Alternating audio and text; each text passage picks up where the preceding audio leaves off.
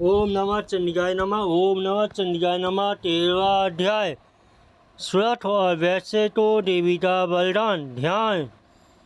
जो उदय काल से सूर्य मंडल की सी कांति धारण करने वाली, जिनके 4 भुजाएं और 3 नेत्र हैं, तथा जो अपने हाथों में पास, अंकुश, बल, अभय मुद्रा धारण किए रहती हैं, उन शिवा देवी का मैं ध्यान करता टलती हूँ। ओम नमः चंडिकाय नमः। ऋषि कहते हैं, राजन, इस प्रकार मैंने तुमसे देवी के उत्तम महात्म्य का वर्णन किया। जो इस जगत को धारण करती हैं, उन देवी का ऐसा ही प्रभाव है। वे विद्या ज्ञान उत्पन्न करती हैं। भगवान विष्णु की माया स्वरूपा उन भगवती द्वारा ही तुम ये वैश्य अन्य विवेकीजन मोहित होते हैं, मोहित हुए हैं, आगे मोहित होंगे। महाराज, तुम उन्हीं परमेश्वरी की शरण में जाओ। आराधना करने पर वे मनुष्य भोग, स्वर्ग तथा मोक्ष प्रदान करती हैं।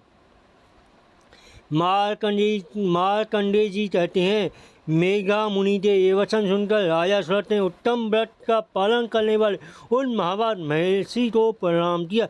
वे अटन ममता और राज्य अपहरण से बहुत खिन्न हो चुके थे।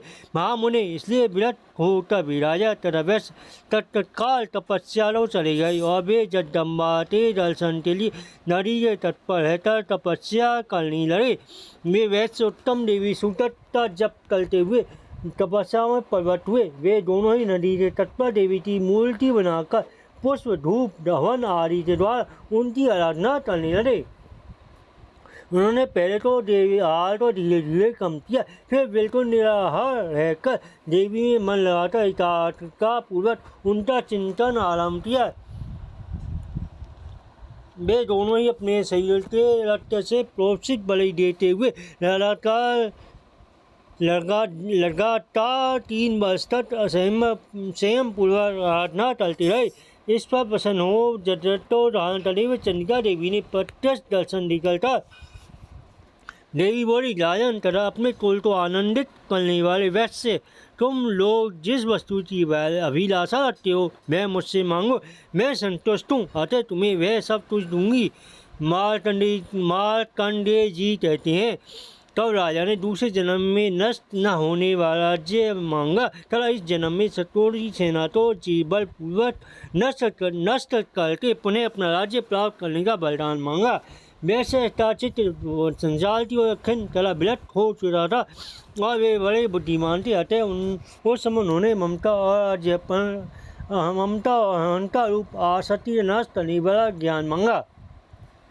देवी बोली, राजन, तुम थोड़े ही दिनों में शत्रु मारकर अपना राज्य प्राप्त कर लोगे। अब वहाँ तुम्हारा राज्य स्थिर रहेगा। फिर मृत्यु के पश्चात तुम भगवान सूर्य के अंश से जन्म लेकर इस पृथ्वी पर सामरिक मनु के नाम से विख्यात होगे। वैसे बार तुमने जिस बल की मुझसे प्राप्त करने की इच्छा की है, उसे मैं तुम्हें देती हूँ। तुम्हें मोक्ष के लिए ज्ञान प्राप्त होगा। मार्कंडेय कहते हैं, इस प्रकार उन दोनों को मनोवांछित बलिदान देकर तथा उनके द्वारा भक्तिपूर्वक अपनी स्तुति सुनकर देवी अंबिका तत्काल अंतर्ध्यान हो इस तरह देवी के बलिदान पाता सत्य में सुरथ स्वामी नाम के मनु होंगे।